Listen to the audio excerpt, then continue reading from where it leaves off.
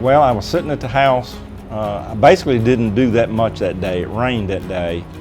And so I piddle around. I do a lot of hobbies at home, so I was piddling around with some of my hobby stuff. And then about 6 o'clock, I came upstairs, watched the news. And then a little before 8 o'clock, I started getting a real sharp stabbing pain in my chest. And it almost felt like real bad indigestion, because I remember sitting there going, man, if I could belch, I'll be all right. And then I started getting antsy. So I got up and started walking around the house, and the pain started getting worse. And I wound up laying on the bed in the bedroom. And I remember laying there wondering, you know, in my mind, being a firefighter, I was going through my mind all the signs and symptoms of a heart attack. And I go, well, this ain't it. You know, something else is going on. And by then, my wife had come home, and she said, well, we're going to the hospital. And the pain stopped all of a sudden, just as quick as they started. So I decided, well, there's something going on. It's not a heart attack. And so I got up to go get in the car, and the pains came back.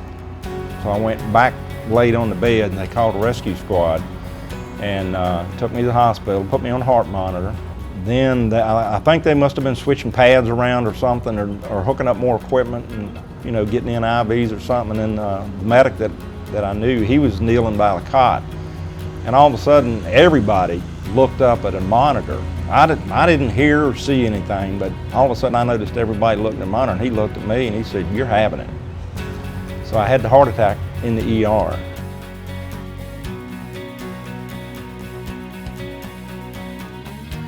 And then it was real short order after that. I was up to the cath lab. And when I got up into the cath lab, I don't remember a whole lot up there. I remember getting real sleepy, and I remember laying there fighting it. And the next thing I know, everybody's hollering at me. So apparently I went out. I don't know how long I was out. While I was out, they had to shock me, because they said the heart got out of rhythm, so they had to shock it to get it back in rhythm. And then they moved me to step-down unit that night, and then the next morning I was discharged.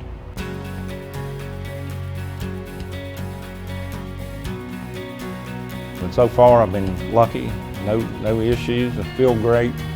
I'm just a little handicapped because I can't do some of the things I'd like to do, but hopefully that'll change in the near future.